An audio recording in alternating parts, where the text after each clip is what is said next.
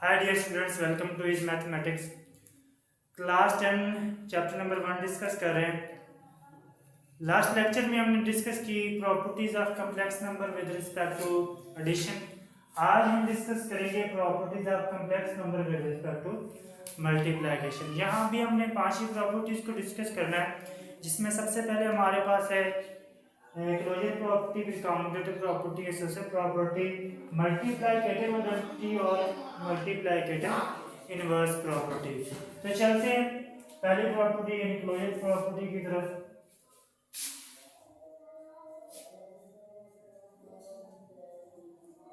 Closure property with respect to multiplication. ये multiplication का sign लिया है। क्लोजर प्रॉपर्टी क्या है? क्लोजर प्रॉपर्टी ये कि हमने दो नंबर लेने, फॉर एग्जांपल एक Z1 और दूसरा हमने क्या लेना है Z2। कहाँ से लेंगे हम? क्योंकि हम कॉम्प्लेक्स नंबर्स को रीड आउट करें तो कॉम्प्लेक्स नंबर्स से ये दो नंबर होंगे और क्या करेंगे, इन दोनों को मल्टीप्लाई करें, Z1 को और Z2 को, तो हमारा आंसर भी कहाँ से आना चाहिए?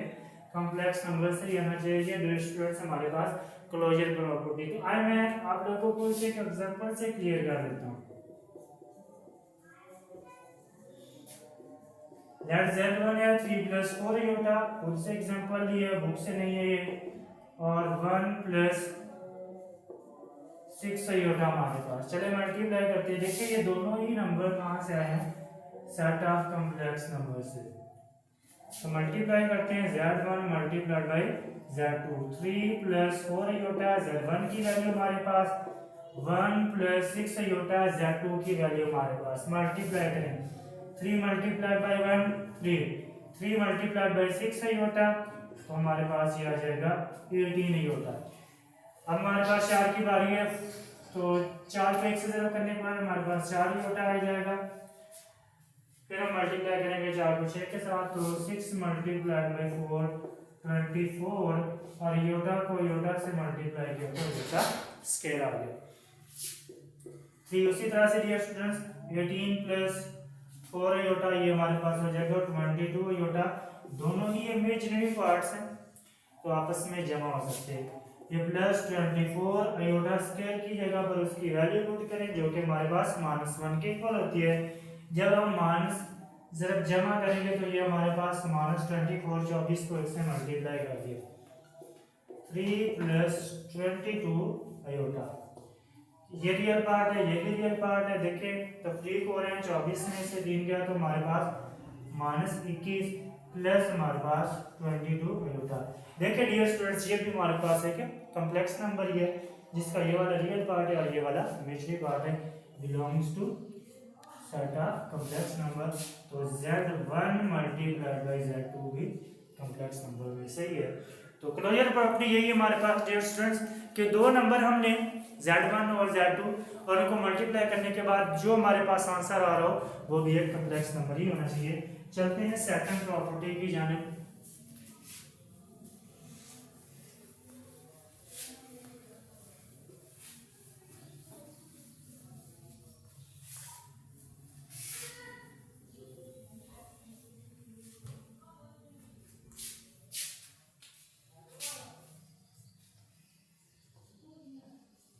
सेकंड प्रॉपर्टी हमारे पास कम्यूटेटिव प्रॉपर्टी।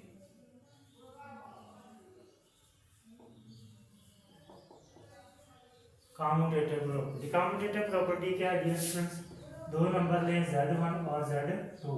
कहाँ से लेंगे? चूंकि हम कॉम्प्लेक्स नंबर की प्रॉपर्टीज को रीड आउट कर रहे हैं तो ये हम लेंगे सेट ऑफ कॉम्प्लेक्स नंबर से। फिर क्या करें, Z1 को Z2 के साथ मल्टीप्लाई करें या फिर Z2 को Z1 से मल्टीप्लाई करें, तो हमारा आंसर क्या होना चाहिए? सेम। चूंकि ये एक्सरसाइज में क्वेश्चन मौजूद है, Z1 = Z2, Z1 multiplied by Z2 = Z2 multiplied by Z1, तो यहाँ पर इसे करने की जरूरत नहीं है, वहीं पर हम देख लेंगे इस कॉम्यूटेटिव प्रॉपर्टी को। बहरहाल ये यहाँ पर क्लियरली अंडरस्टैंड कर सकते हैं कि पहले Z1 को रखा है फिर Z2 को, हमारे पास कुछ रिजल्ट आ जाएगा और उसके बाद हम Z2 को रखेंगे और Z1 से मल्टीप्लाई करेंगे तो एक रिजल्ट आएगा। तो वो दोनों का आंसर जो है, जो रिजल्ट है वो हमारे पास इक्वल होना चाहिए। चलते हैं थर्ड प्रॉपर्टी की तरफ। थर्ड प्रॉपर्टी हमारे पास associative property with respect to addition, sorry multiplication.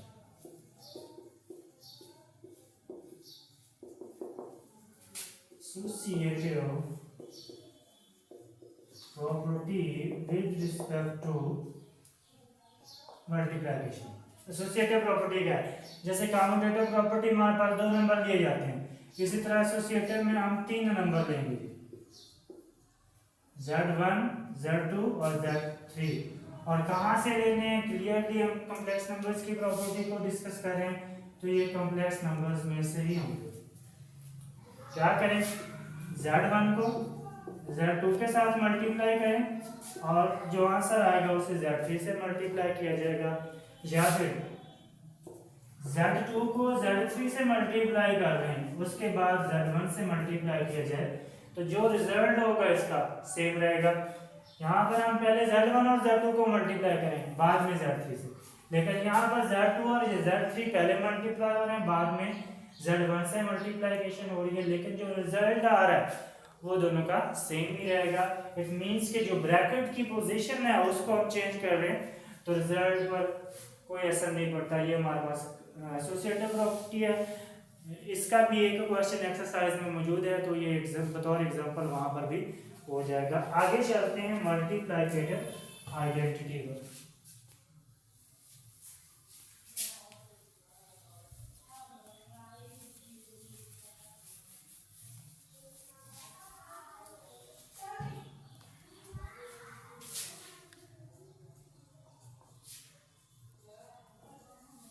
Multiplicative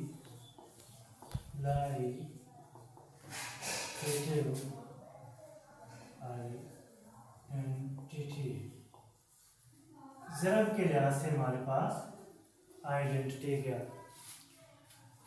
identity से मुराद ये होगा कि हम z कोई नंबर ले लें कॉम्प्लेक्स सेट में से, उसके बाद कोई एक ऐसा नंबर ले, फॉर एग्जांपल मैं उसको नाम दे देता हूं आई में कोई एक ऐसा नंबर लूं कॉम्प्लेक्स नंबर्स में से, इस तरह से z और i को मल्टीप्लाई करो, z मल्टीप्लाइड बाई i, या फिर i multiplied by z।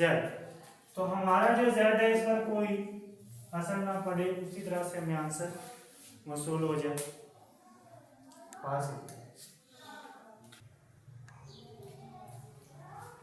Multiply करने का आइडेंटिटी हमारे पास ऐसा एक नंबर है कि किसी कॉम्प्लेक्स नंबर से मल्टीप्लाई किया जाए, चाहे हम राइट में उसको कर दें कॉम्प्लेक्स नंबर से मल्टीप्लाई, चाहे फिर हम उसको लेफ्ट में कर दें, तो वो कॉम्प्लेक्स नंबर पर कोई असर नहीं डालता, हमें वही वापस कॉम्प्लेक्स नंबर हासिल हो जाता है। तो हम यहाँ पर देखते हैं वो कौन सा ऐसा नंबर है जिसे हम z से मल्टीप्लाई करते हैं और z पर कोई असर नहीं होता।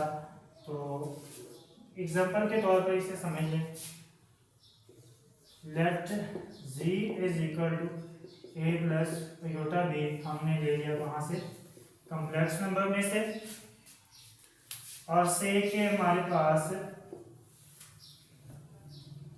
i कोई है हमारे पास 1 प्लस 0 योटा, ये हमारे पास कॉम्प्लेक्स नंबर में से कोई एक ऐसा नंबर है जो मैंने फर्ज कर लिया, जिसको मैं z से मल्टीप्लाई करूंगा लेफ्ट और राइट। चलते मैं इसको मल्टीप्लाई करता हूँ z के साथ। z हमारे पास है a प्लस योटा b, ये मैंने कोई जनरल नंबर लिया, आप कोई पार्टिकुलर नंबर जैसे 3 प्लस 4 योटा 5 प्लस 7 योटा ऐसे भी कोई दे सकते हैं। यहाँ पर मैं i की वैल्यू लिखूंगा जो मैंने फर्ज किया 1 प्लस 0 योटा। a को 1 से मल्टीप्लाई किया तो a को 0 योटा से मल्टीप्लाई किया तो हमारे पास 0 योटा।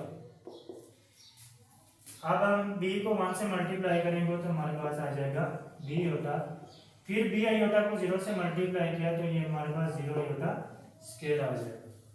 देखें यहाँ पर भी 0 से मल्टीप्लिकेशन है, यहाँ पर भी 0 से मल्टीप्लिकेशन है, ये फैक्टर तो दोनों खत्म हो जाएंगे, जो हमारे पास बचेगा वो है a plus iota b।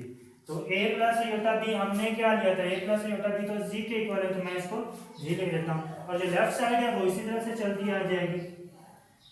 z into I. It means कि आई हमारे पास एक ऐसा नंबर रहा है जिसको हमने जी से मल्टीप्लाई किया, लेकिन जी पर कोई फर्क नहीं पड़ा, जी वैसे वापस आ गया। मीन्स कि हमारे पास ये वाला जो नंबर है 1 प्लस 0 योटा, ये हमारे पास एडिटिव मल्टीप्लिकेटिव आइडेंटिटी है इन कॉम्प्लेक्स नंबर्स। तो ये हम यहाँ पर याद रखेंगे 1 प्लस 0 योटा हमारे